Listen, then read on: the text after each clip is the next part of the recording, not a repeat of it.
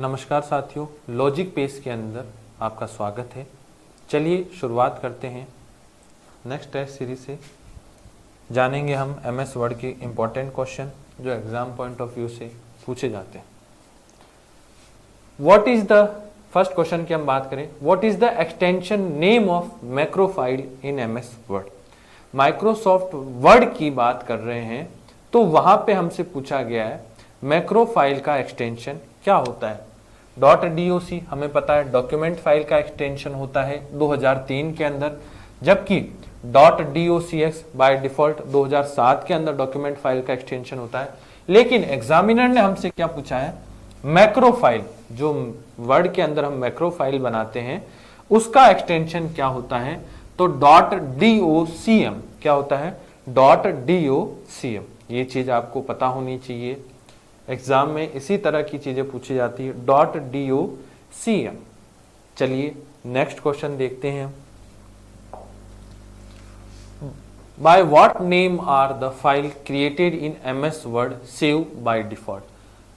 तो हमसे क्या पूछा गया है, माइक्रोसॉफ्ट वर्ड के अंदर बाय डिफॉल्ट जो नेम होता है किस नाम से फाइल सेव होती है। मतलब जब हम फाइल का नाम नहीं दे रहे हो, नई फाइल क्रिएट करते हैं और फाइल को सेव करते हैं तो वहां डिफॉल्ट कौन सा नेम आता है। क्या वहां डिफॉल्ट माई फाइल 1 आता है, या माई डॉक्यूमेंट 1 आता है, या डॉक्यूमेंट 1 आता है, या इनमें से कोई नहीं आता। तो एक चीज हमेशा ध्यान रखना, डॉक्यूमेंट 1 फाइल का बाय डिफॉल्ट नेम होता है माइक्रोसॉफ्ट वर्ड के अंदर। जब हम फाइल को कोई नाम नहीं देते हैं तब वहां डॉक्यूमेंट 1 आएगा। अगर आपने डॉक्यूमेंट 1 नाम से कोई फाइल को सेव कर रखा है तो वहां डॉक्यूमेंट 2 या डॉक्यूमेंट 3, डॉक्यूमेंट 4 इस तरह से नाम आते जाएंगे। लेकिन नाम कैसा आएगा, डॉक्यूमेंट इस तरह से आएगा। चलिए नेक्स्ट क्वेश्चन देखते हैं हम। Where are the file created in MS Word save by default. Microsoft Word के अंदर जब हम फाइल को क्रिएट करते हैं तो वह बाय डिफॉल्ट कहां सेव होती है। क्या वह डाउनलोड फोल्डर के अंदर सेव होती है, या माई फाइल 1 के अंदर सेव होती है, या माई डॉक्यूमेंट, या इनमें से कोई नहीं। तो सभी को पता होगा वो माई डॉक्यूमेंट फोल्डर के अंदर बाय डिफॉल्ट वहां क्या होती है, सेव होती है। नेक्स्ट क्वेश्चन देख लेते हैं। Which shortcut key is use to double underline a selected text in MS Word. अब सभी को पता होगा कि माइक्रोसॉफ्ट वर्ड के अंदर यदि हमें किसी वर्ड के नीचे या सेंटेंस के नीचे अंडरलाइन लानी हो तब हम किसका प्रयोग करते हैं, कंट्रोल के साथ यू बटन को हम क्या करते हैं, प्रेस करते हैं। लेकिन एग्जामिनर ने हमसे क्या पूछा है, डबल अंडरलाइन लानी है सेलेक्टेड टेक्स्ट के नीचे। तो यदि आपको सेलेक्टेड टेक्स्ट के नीचे डबल अंडरलाइन लानी है इस तरह से, कंट्रोल यू तो क्या करेगी, सिंगल लाइन लेके आएगी शब्दों के नीचे या सेंटेंस के नीचे।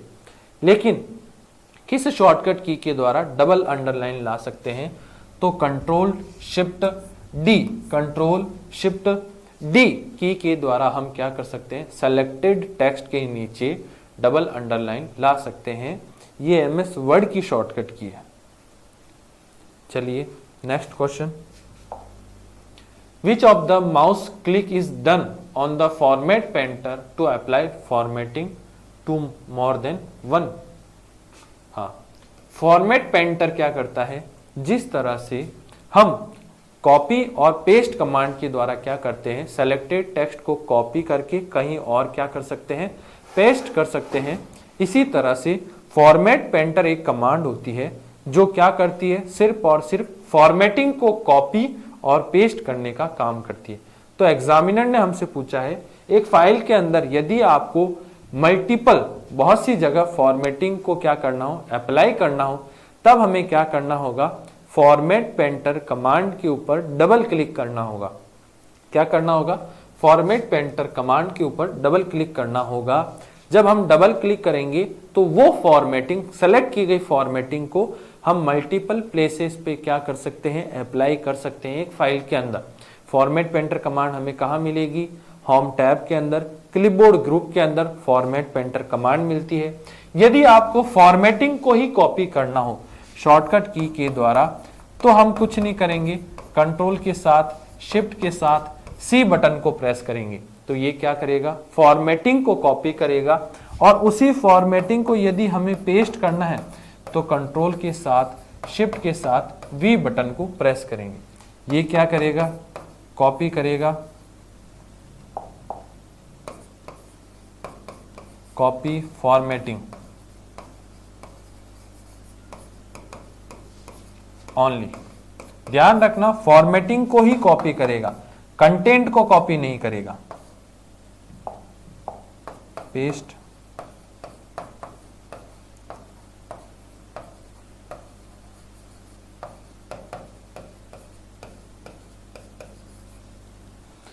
फॉर्मेट पेंटर सिर्फ और सिर्फ फॉर्मेटिंग को कॉपी करेगा और उसे पेस्ट किया जा सकता है। जब हम फॉर्मेट पेंटर कमांड के ऊपर क्लिक करेंगे तब जो हमारा माउस का जो शेप होगा वो एरो पोजीशन से चेंज होकर पेंट ब्रश के अंदर बदल जाएगा। आप प्रैक्टिकल करके खुद देख सकते हैं। चलिए नेक्स्ट क्वेश्चन, ये एग्जाम के अंदर ये शॉर्टकट की भी पूछी जाती है और ये पूछा जाता है कि वही फॉर्मेट पेंटर के द्वारा अगर हमें मल्टीपल प्लेसेस पे फॉर्मेटिंग को पेस्ट करना हो तब हमें क्या करना होगा, फॉर्मेट पेंटर कमांड के ऊपर डबल क्लिक करना होगा। चलिए by default, next question, by default font and font size on file in MS Word 2019 are respectively. मतलब क्या पूछा गया है, माइक्रोसॉफ्ट वर्ड 2019 के अंदर बाय डिफॉल्ट फॉन्ट कौन सी होती है, उसकी साइज कितनी होती है। तो माइक्रोसॉफ्ट वर्ड 2019 की ये हमसे पूछा गया, 19 वाले वर्जन की, तब वहां बाय डिफॉल्ट फॉन्ट जो लैंग्वेज होती है वो कैलिब्री होती है और फॉन्ट की साइज 11 होती है। कितनी होती है, 11 होती है। जबकि 2003 वाले वर्जन की बात करें, किसकी बात करें, MS वर्ड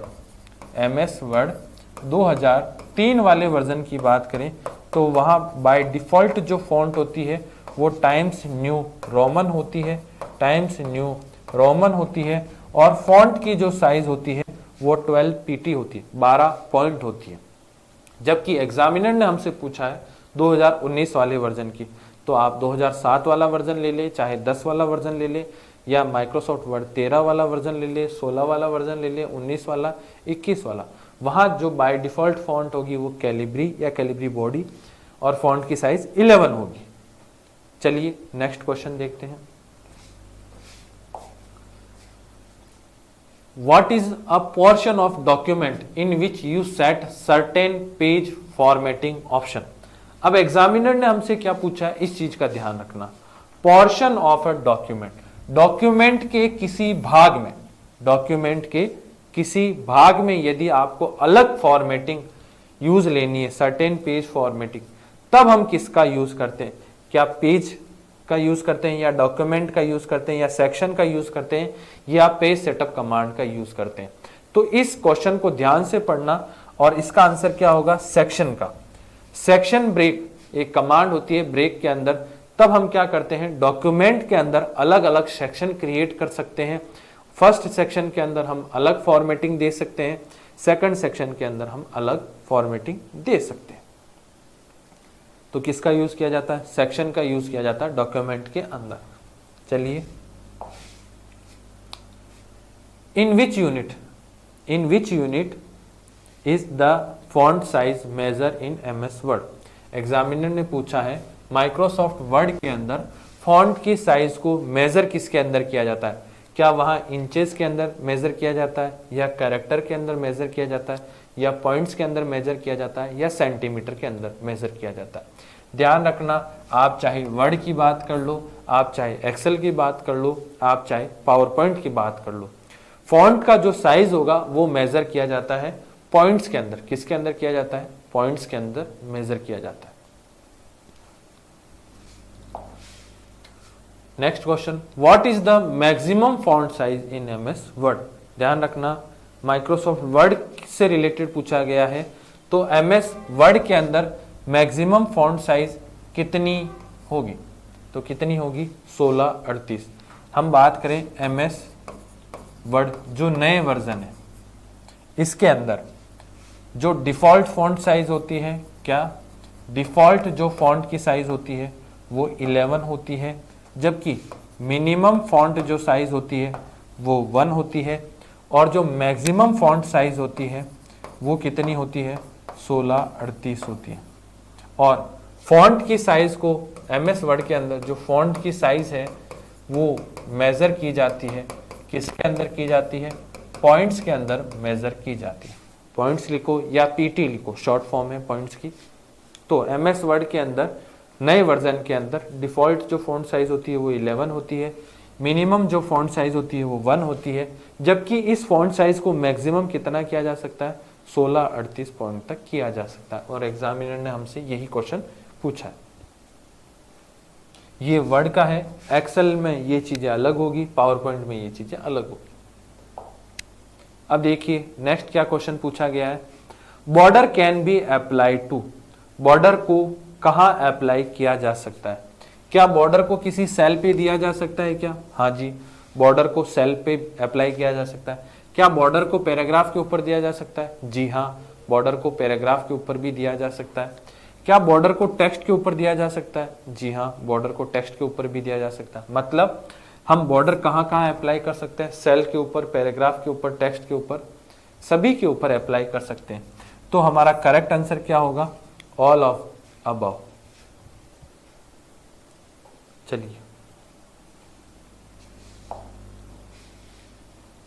आशा और उम्मीद करता हूं यहां तक चीजें आपको समझ में आई होगी। थैंक यू, धन्यवाद।